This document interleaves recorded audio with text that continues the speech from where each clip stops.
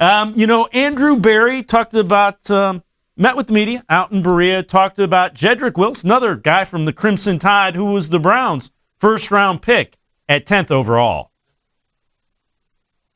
Going. So Jedrick Wills, we're incredibly excited to add Jedrick to our organization. Jed was one of the guys that we had targeted coming into this evening, and he was a guy for us where just his performance over the past 2 years at Alabama, the way that he attacked really our spring process, and just the overall makeup of the individual, we thought he was a guy that really fit in terms of talent, makeup, need, and is really just kind of perfect for us this evening. Jed, from our perspective, very well-rounded skill set, great feet, athletic ability, coordination, advanced in pass pro, and very physical in the run game. And so just a really well-rounded player for us. But, the other thing that really impressed us with Jed, particularly this spring, honestly, is just his preparation and organization around his preparation habits and routine. It's, very difficult on clubs, but also on, prospects with obviously all the restrictions with COVID-19.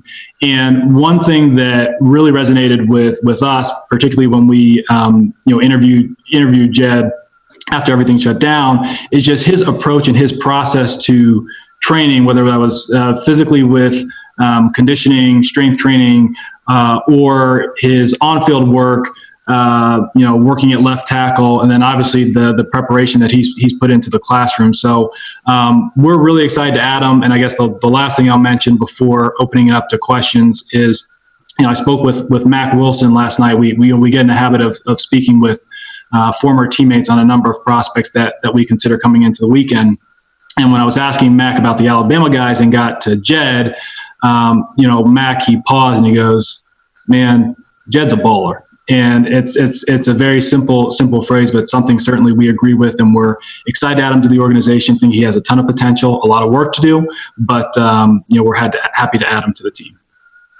I don't know that it's really fair to compare prospects, but what I can say for Jedrick, here's an individual who came in as a true freshman, was a contributor at perhaps the most competitive program in college football.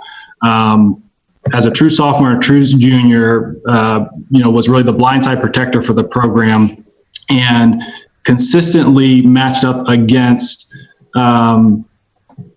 edge rushers in the most competitive conference in college football. And what he was able to do at such a young age over an extended period of time was certainly impressive to us, as well as just all the people that we spoke to, around the Alabama program, including Coach Saban. We just felt like he checked all the boxes for us coming into this weekend.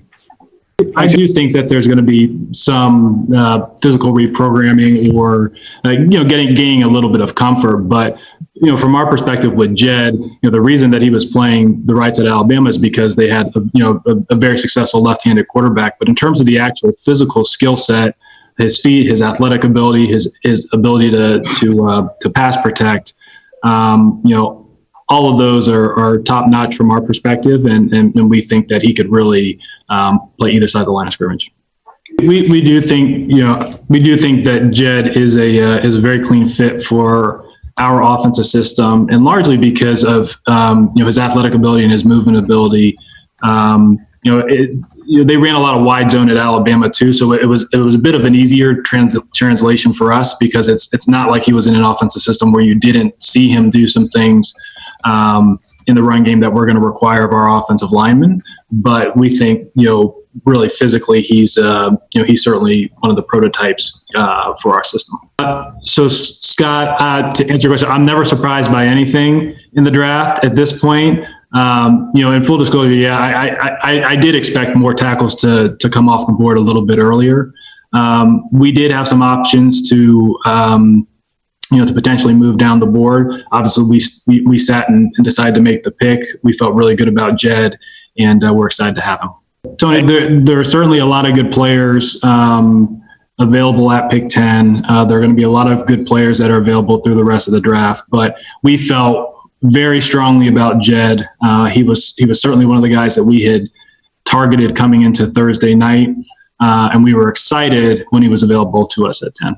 Really, probably Kevin's better to speak on that, but we actually have a pretty good, virtual offseason plan. Yes, we're not allowed to be with these guys physically, but we're fortunate enough to have, video technology where we can still provide the resources to make sure that these guys can get up to speed and get the support that they need to get up and running with the new offense and defensive system. So all the other 31 teams are dealing with the same challenges. But we feel very equipped to make sure that our guys can hit the ground running when they are allowed back in the building. I guess I'll, as you know, I don't generally like to make a habit of speaking or speculating on guys who aren't on our roster, but we're open to anything that helps improve the team. But any decision we make, we think that that's really the best in that moment. And for us to get a young, very, very talented tackle that can grow with the young core of our roster, we're very excited to do. Again, Jed has a very well-rounded skill set. He plays a premium position, and we think he has the proper makeup to really flourish in our organization.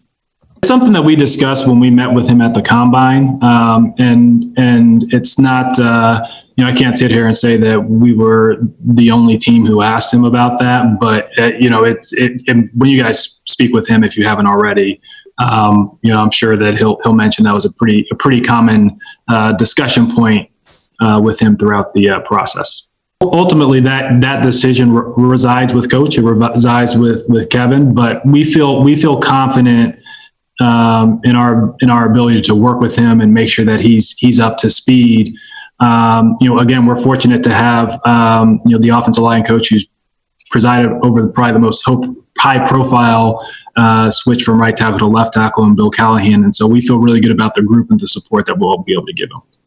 So from our perspective, there was a ton of organizational consensus around the pick, whether it's, Paul, Kevin, and myself, or I would say more broadly, Daryl, our scouts, our research and strategy group, and our coaching staff.